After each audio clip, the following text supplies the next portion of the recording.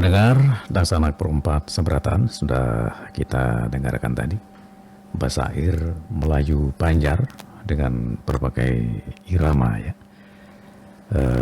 Mudah-mudahan pendengar dan sanak kita yang di kota Banjarmasin, Kalimantan Selatan pada umumnya selalu mengikuti acara ini dan mengetahui alur kisah atau sejarah yang ditulis oleh Pak Yusli Aninur.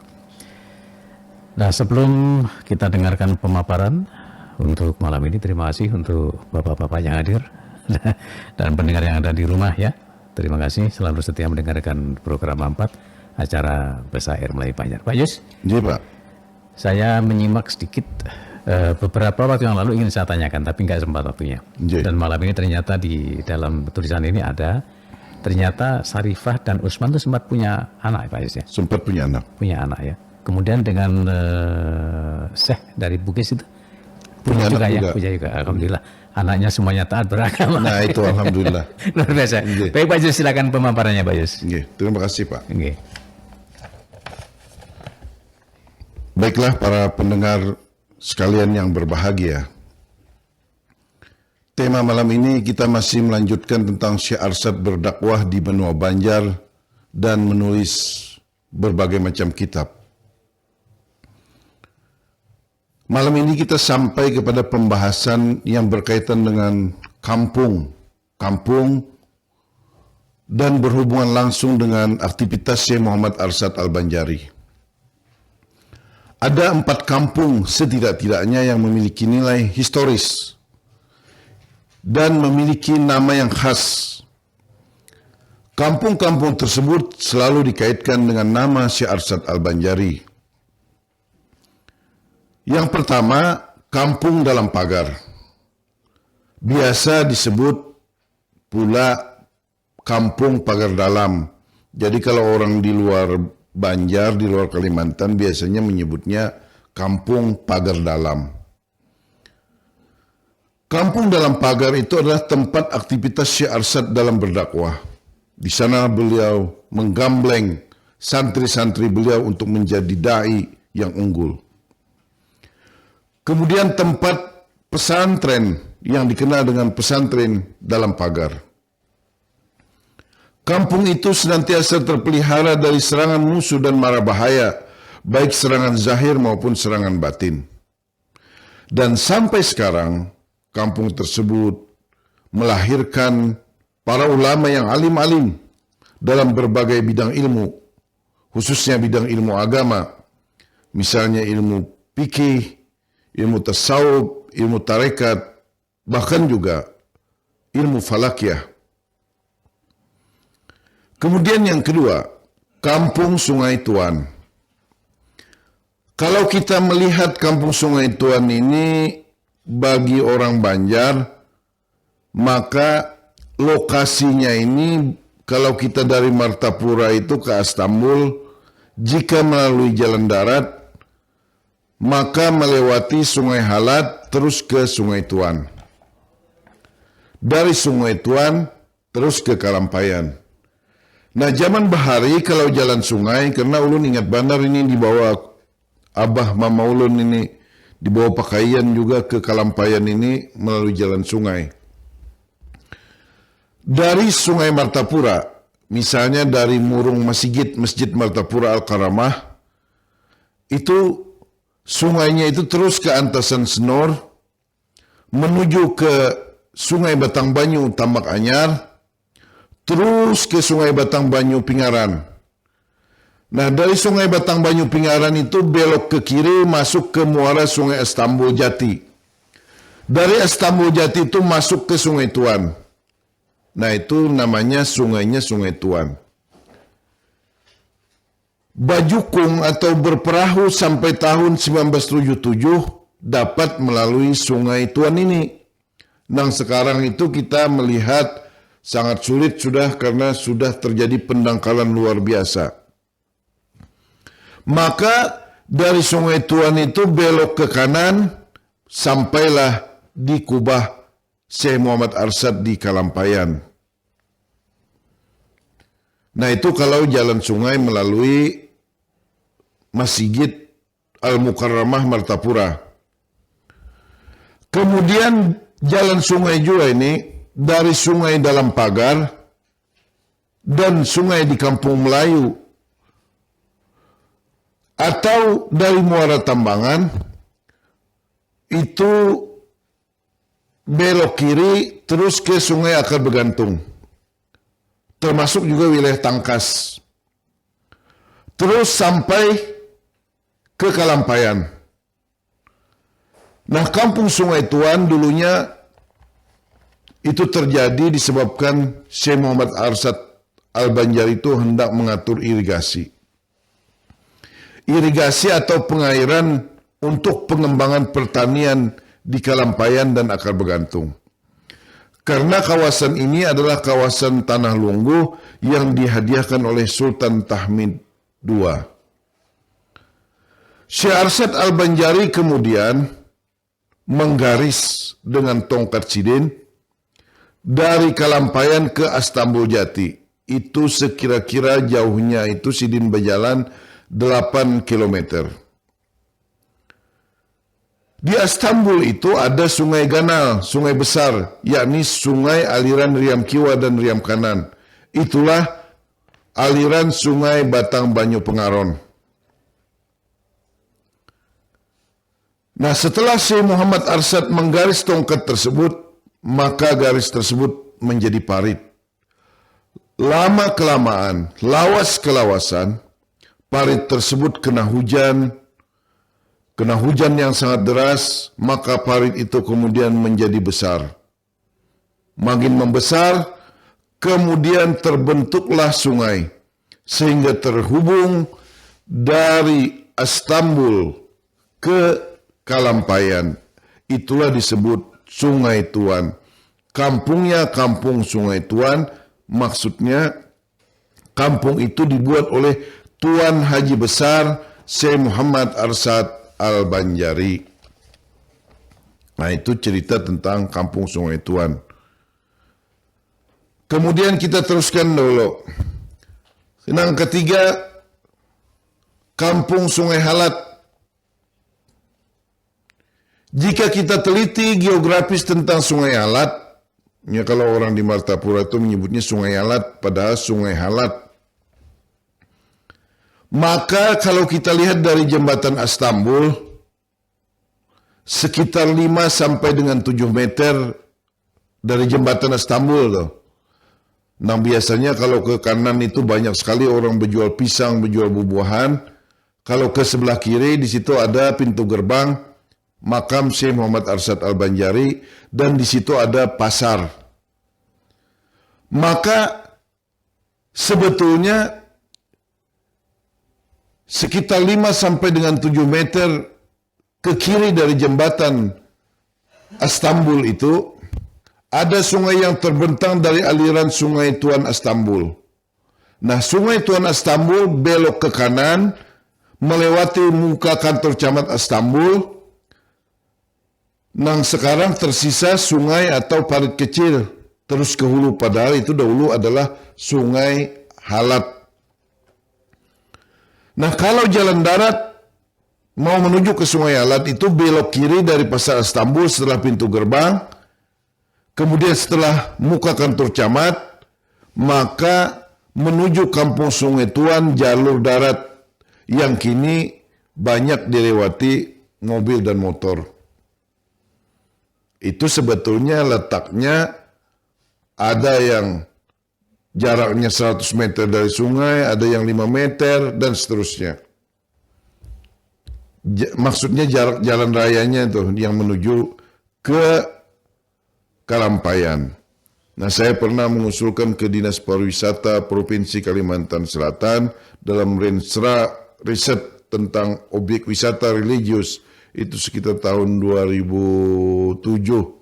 Kerjasama antara Balitbangda dengan Pariwisata Provinsi Kalimantan Selatan, kemudian dengan Pusat Penelitian Kebudayaan dan Kemasyarakatan Universitas Lambung Mangkurat. Saya mengusulkan agar jalan itu diperlebar minimal dalam usulan saya itu 8 sampai 10 meter. Karena mengingat arus ketika musim haji, bulan Maulid, orang ingin berziarah ke makam Syekh Muhammad Arsyad itu luar biasa padatnya lalu lintas dari seluruh kawasan Kalimantan Selatan, bahkan kawasan dari Kalimantan Timur, Kalimantan Tengah, kadang-kadang ada dari tamu dari luar negeri. Jadi sebetulnya itu sudah lama saya usulkan di dalam kerjasama riset tersebut. Kita lanjutkan yang berkenaan dengan ini. Nah, terus dari Pasar Astambul tanpa menikung ke kiri, artinya terus saja. Maka itu sebutannya sudah Kampung Sungai Alat atau Sungai Halat, artinya Pahalatan. Melalui Kaliukan, terus ke Lok Gabang sampai ke Limamar. Jika melalui jalan darat, memutar ke kiri sampai pula ke Kalampayan. Nah, jadi Sungai Alat itu memutar ke situ.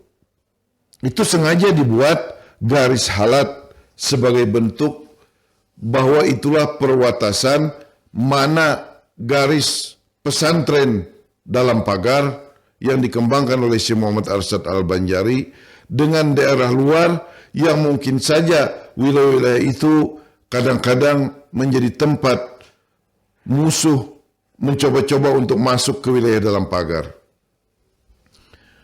Kampung yang keempat adalah Kampung Lok Gabang. Nah, Kampung Lok Gabang ini adalah kampung kelahiran Syekh Muhammad Arsyad Al-Banjari dan terdapatnya makam orang tua Sidin, yakni Syekh Abdullah Al-Idrus dan Siti Aminah. Kemudian sebagai tambahan yang kelima yang kita terkenal sekarang, yakni Kampung Kalampayan, karena di situ ada kubah Datu Kalampayan Syekh Muhammad Arsyad Al-Banjari.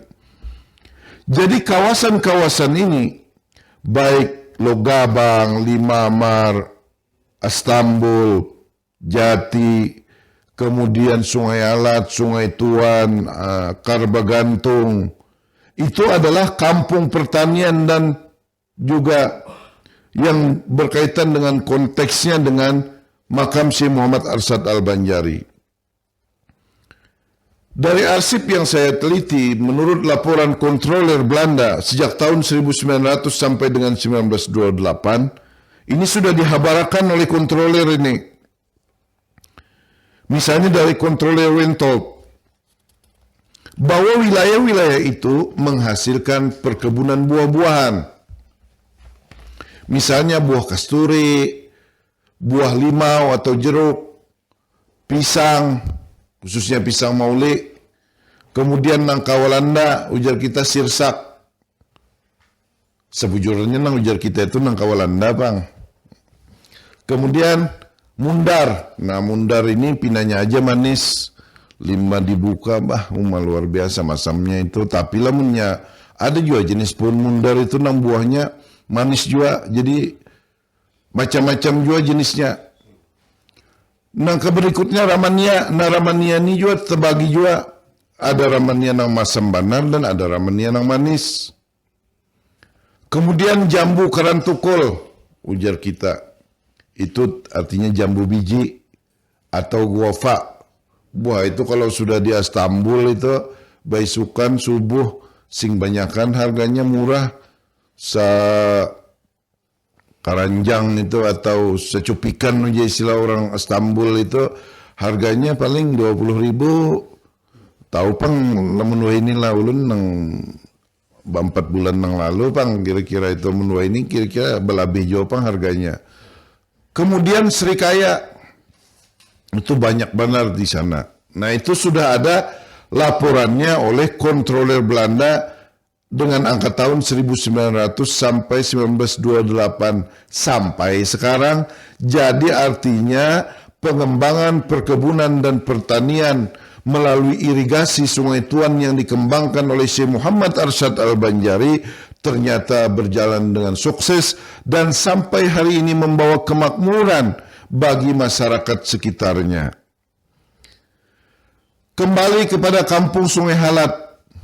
Antara Astamul dan Sungai Halat, itu Syekh Muhammad Arsyad Al-Banjari itu membuat rajah dengan wapak tulisan huruf Arab dan angka Arab. Raja itu ada pada sebatang pohon bungur besar, disebut bungur barajah. Pohon itu konon sebagai garis batas untuk meluntus, ujar orang banyak, maluntus atau maruah atau merusak daya sakti ilmu orang-orang yang kebal. Seperti minyak-minyak pujaan, racun-racun pujaan, dan lain-lain. Minyak pujaan tuh banyak, misalnya minyak sinyong-nyong. Wah, ini ketujuh banar nih bubuhan pemuda-pemuda minyak sinyong-nyong ini, yakni minyak untuk merayu menaklukkan bebinian biasanya. Tapi kalau sudah sampai melewati bungur barajah, kada berguna lagi, kada berfungsi. Kemudian minyak untuk untalan taguh, minyak kuyang, dan seterusnya. Ini jika lewat pohon bungur barajah dengan segala macam istidratnya, yakni ilmu sakti lantaran lanjuran saja, maka hilang apuahnya, hilang fungsinya. Kemudian yang berkaitan dengan dakwah, Syekh Muhammad Arsyad Al-Banjari terus berdakwah. Beliau mendidik kader-kader dakwah dengan mencetak kader-kader utama, kader-kader ulama. Dalam angkatan pertama itu lebih kurang 300 orang. 300 lebih sebetulnya. Kader-kader dakwah ini diambil dari berbagai macam daerah, mulai Banjarmasin yang sekarang, kota Banjarmasin, sampai ke Tabalong sana. Mereka dibekali berbagai macam ilmu yang lengkap. Dan kurang lebih setelah 10 tahun menuntut ilmu dengan Syekh Arsyad, lebih 300 orang itu harus menyebar ke seluruh penjuru Kalimantan. Termasuk anak dan cucu Sidin sendiri pun harus keluar dari Kalampayan untuk berdakwah. Makanya ada yang sampai ke Kalimantan Timur, ada yang sampai ke Malaysia, ada yang sampai ke Tanah Bumbu, ada yang sampai ke Kandangan, ke Barabai, dan seterusnya. Kalau zaman Bahari, kadang nyaman seperti zaman Wahini, Pang. Amun ke Barabai itu lamun tahun 1890 aja, itu harus lewat perahu, memutar ke situ kamari, mungkin perjalanannya bisa 2 harian hanya sampai ke Barabai itu. Lamun wayah ini 5 jam sudah sampai di Barabai. Nah, nang ulun kisahkan nang ini, para pendengar sekalian yang berbahagia, ini adalah perjalanan orang-orang zaman dahulu yang semuanya transportasi itu banyak melalui jalur sungai. Karena jalan darat kita itu baru benar-benar bisa berfungsi itu sejak tahun 1910. Itu hanya bujur-bujur berfungsi. Jadi sudah di awal abad ke-20. Nah, kader utama sebagai pelopor itu adalah cucu-cucu Syekh Arsyad. Misalnya anak Syekh Arsyad dengan Puan Bajut yang bernama Syaripah. Syaripah ini kawin dengan Usman, melahirkan Muhammad As'ad. Sedangkan perkawinan Syaripah dengan Syekh Abdul Wahab Bugis melahirkan Fatimah. Muhammad As'ad dan Fatimah itu menguasai ilmu Arabiah, bahasa Arab maksudnya, ilmu tafsir, ilmu usuluddin, ilmu fikih, ilmu tasawuf, dan seterusnya. Dan mereka ini ternyata cucu yang sangat paasian, pemahaman, pintar, dan sangat cerdas. Fatimah mencatat semua pelajaran. Jadi nangaran Fatimah ini orangnya rajin mencatat. Dan tulisannya bagus dan rapi. Catatan-catatan dari belajar dengan Kai Sidin dan pemahaman-pemahaman yang Sidin terima kemudian dibuat secara sistematis oleh Fatimah. Wah, ini perempuan hebat ini. Membuat dengan sistematis, maka kemudian tulisan itu dibukukan, dikitabkan, dan diberi nama Parukunan Besar. Dahulu orang menyebutnya Parukunan Fatimah. Nah, sekarang kalau kita memahami Fatimah itu karena orangnya rendah hati dan Sidin kada mau minta tangguh, ujar orang Banjar, maka Sidin mempersilahkan kepada paman Sidin yang alim, yakni Syekh Jamaluddin Mufti, gurunya Sultan Adam, nang mencantumkan nama di kitab Parukunan itu. Maka kitab Parukunan itu bernama Parukunan Jamaluddin Mufti. Kalau kita bandingkan dengan Raden Ajeng Kartini, nang wafat tahun 1904, maka di dalam surat-suratnya R.A. Kartini itu menyatakan beliau merindukan pengajaran bagi kaum perempuan di Jawa. Sedangkan Syekh Arsyad Al-Banjari itu sudah mengajar kaum perempuan, termasuk cucu Sidin. Dalam tahun 1790, Fatimah itu telah mengarang sebuah kitab Parukunan. Kartini tahun 1904. Cucu Syekh Arsyad yang bernama Fatimah 1790-an itu telah menyusun kitab Parukunan. Dan pada waktu itu bukan Fatimah saja yang diajarkan oleh Syekh Arsyad untuk belajar ilmu agama. Jadi sebetulnya apa yang dirindukan oleh kaum perempuan sebagaimana Kartini itu di Banjar, di Kesultanan Banjar. Kaum perempuan itu sudah terdidik di dalam bidang ilmu agama dan pandai di dalam menulis huruf Arab. Berkaitan dengan persoalan Kartini ini, silakan baca buku Habis Gelap Terbitlah Terang tentang perjuangan dan cita-cita Raden Ajeng Kartini yang merindukan para kaum ningrat perempuan Jawa itu diberi pendidikan. Sedangkan di Banjar, sudah ulun padahakan, wahai pendengar sekalian yang berbahagia, 1790 sudah ada seorang wanita yang membuat parukunan. Parukunan itu tersebar di Kalimantan, Jawa, dan Malaysia, bahkan Asia Tenggara. Nah, ini artinya orang-orang Melayu Nusantara juga sangat menyenangi kitab fikih yang tersusun sistematis dan mudah dipakai untuk keperluan sehari-hari. Oleh sebab itu, Syekh Arsyad dan Juria Sidin terkenal sebagai ahlinya fikih di Nusantara. Nah, ini Bapak Ibu sekalian, khususnya ibu-ibu, kaum perempuan ini harus belajar tentang yang berkaitan dengan masalah-masalah fikih sehari-hari. Kemudian cara dakwah. Yang pertama, Syekh Arsyad Al-Banjari menyatu dengan rakyat. Syekh Arsyad selalu bergaul dengan masyarakat untuk semua golongan, baik golongan tutus, golongan jaba, dan golongan orang-orang yang di bawah dari itu, yakni orang-orang buangan, orang-orang tahanan. Yang kedua, kaderisasi dakwah. Nah, ini terkenal dengan pesantren dalam pagar. Syekh Arsyad Al-Banjari mencetak kader dakwah satu angkatan pertama, kurang lebih 300-an orang, khususnya dikepalai oleh para zuriyah Sidin, anak cucu Sidin.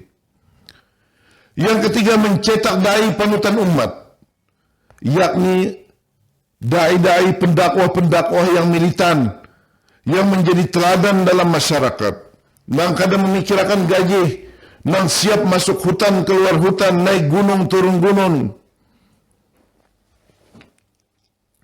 naik gunung turun gunung, ke lembah, ke ngarai, ke jurang, dan seterusnya untuk berdakwah. Angkatan pertama dari panutan umat lebih dari 20 orang yang menyebar ke berbagai pelosok-pelosok Kalimantan Selatan khususnya. Nah, itu yang ulun padahkan tadi.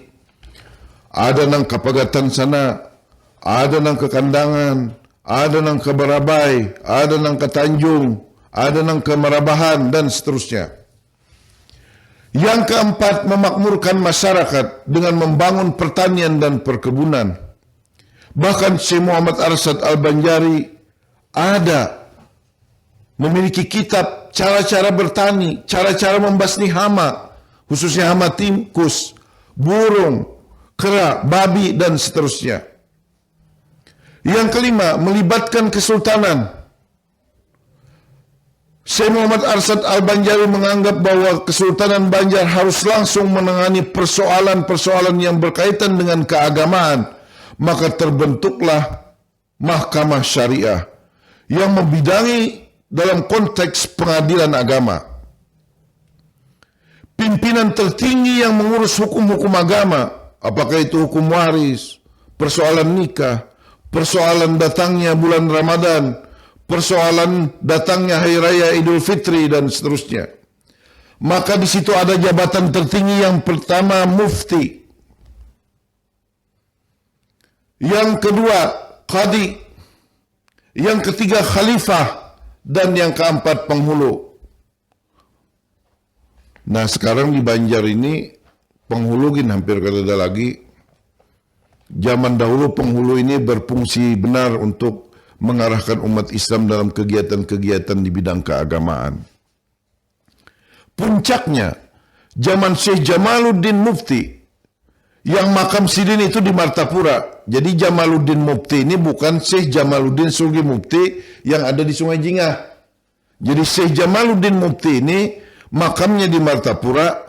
Beliau inilah yang bersama-sama dengan Sultan Adam Al-Wasikubillah yang beberapa hari kemarin itu miladnya, haulnya Sultan Adam Al-Wasikubillah, maka yang berkenaan dengan Syekh Jamaluddin Mufti dan Sultan Adam Al-Wasikubillah ini, Kesultanan Banjar pada zaman beliau melahirkan undang-undang hukum Sultan Adam Al-Wasikubillah, dan itulah hukum adat Banjar. Kemudian strategi dakwah. Yang pertama adalah bilhal. Ini dengan perilaku. Misalnya Sidin mencontoh sebagai ulama, Sidin juga bertani. Sidin juga membentuk keluarga Islami. Sidin juga memberi teladan-teladan yang lain, cara berpakaian, cara mandi, dan seterusnya. Yang kedua dengan bil lisan, yakni dengan ceramah melalui pengajian-pengajian, yakni pengajian-pengajian yang diadakan di pesantren dalam pagar. Kemudian yang ketiga dengan bil kitabah, yakni dengan mengarang berbagai macam kitab. Kitab yang pertama itu adalah kitab Usuluddin, ini berbahasa Melayu, tahun 1774, isinya tentang tauhid dan keimanan, serta sifat-sifat Allah, juga sifat-sifat Rasulullah sallallahu alaihi wasallam. Yang kedua kitab Luqtatul Ajlan, isinya tentang fikih, berkenaan dengan masalah yang berkaitan dengan perempuan mengenai haid, istihadah, nifas, wiladah, dan lain-lain.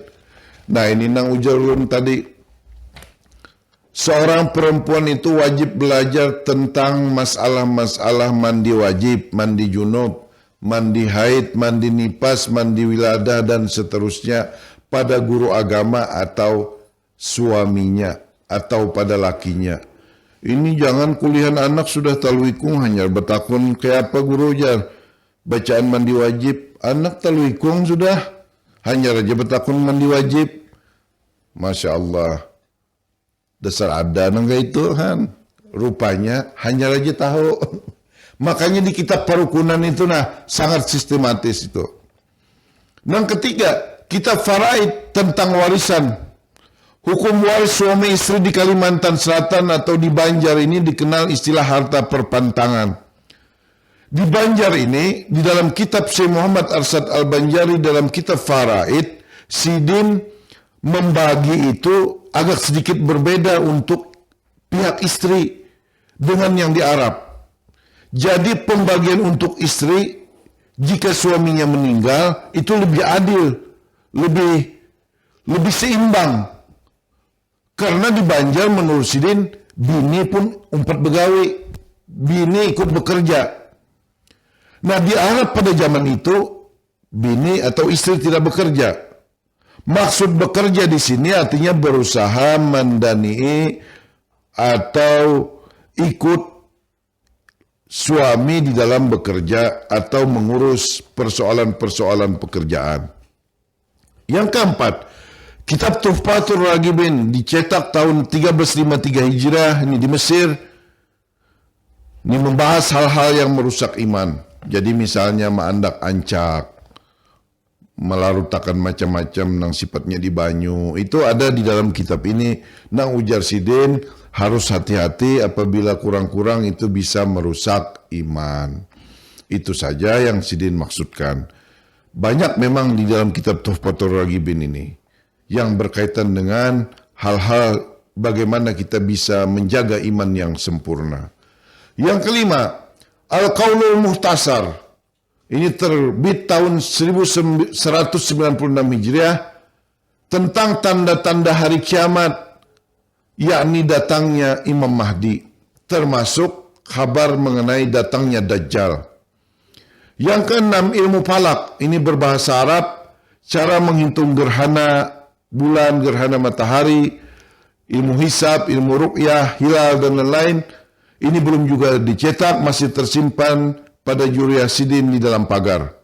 Yang ketujuh, kitab Kanzul Ma'rifah. Ini berbahasa Melayu dan isinya tentang ilmu tasawuf dan ma'rifat. Ini orang-orangnya aja nang baisi, nang kawa memfotokopi dan kawa melihat isinya. Dan ini kitab Kanzul Ma'rifah ini tentu isinya bahasannya sangat dalam.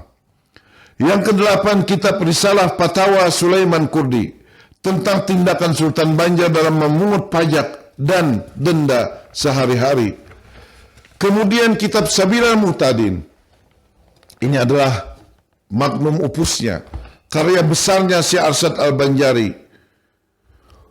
Ini sampai ke kawasan seluruh Asia Tenggara. Ini menyatakan bukti ulama Banjar dan masyarakat Islam Nusantara sangat menyukai dan mendalami syariah dan ilmu fikih, bukan semata-mata ilmu tasawuf. Jadi, Syekh Muhammad Arsyad itu terkenal sebagai ulama ahlinya syariah. Namun beliau juga sekali lagi menguasai ilmu tasawuf. Tapi kitab-kitab Sidin yang menyebar di seluruh kawasan Nusantara dan Asia Tenggara itu lebih bersifat ilmu syariah dan fikih. Kitab Sabilal Muhtadin itu berbahasa Melayu atas permintaan Sultan Tamjidullah II atau Nata Alam yang suka berburu. Sultan ingin tahu cara yang halal dalam mendapatkan daging buruan, menjangan, kijang, dan lain-lain. Karena Sultan ini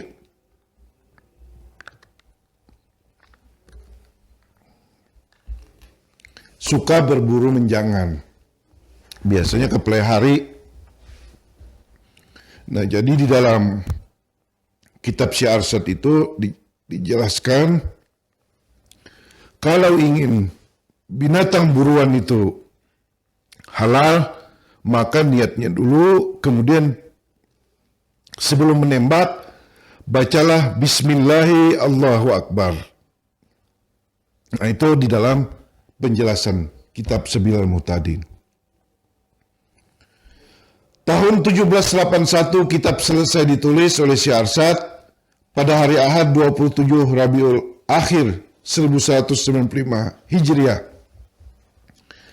Isinya yang pertama masalah taharah dan tertibnya salat, yang kedua masalah jenazah dan cara berzakat, yang ketiga masalah puasa, haji dan umrah, yang keempat masalah kurban dan akikah, yang kelima cara berburu dan cara menyembelih binatang buruan, dan keenam tentang halal dan haramnya jenis makanan. Naskah ini dibawa oleh Syekh Shahabuddin bin Syekh Arsyad Al-Banjari atas usaha Syekh Ahmad Al-Fatani.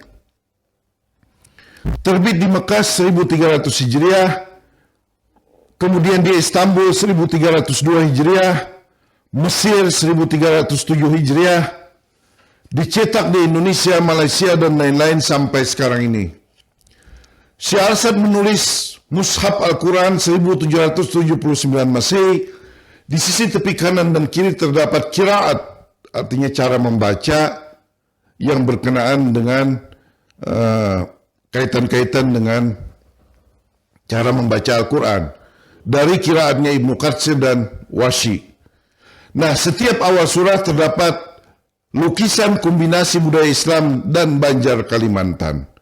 Kalau kita menarik bagaimana kesimpulannya daripada Syekh dakwah Syekh Muhammad Arsyad Al-Banjari ini, maka kita dapat simpulkan bahwa beliau ini memang ulama besar, ulama yang mencurahkan hidupnya itu sepenuhnya untuk Islam, dakwahnya untuk Islam dengan cara-cara yang santun, dengan cara-cara yang bil hikmah wa bil mau'izatil hasanah.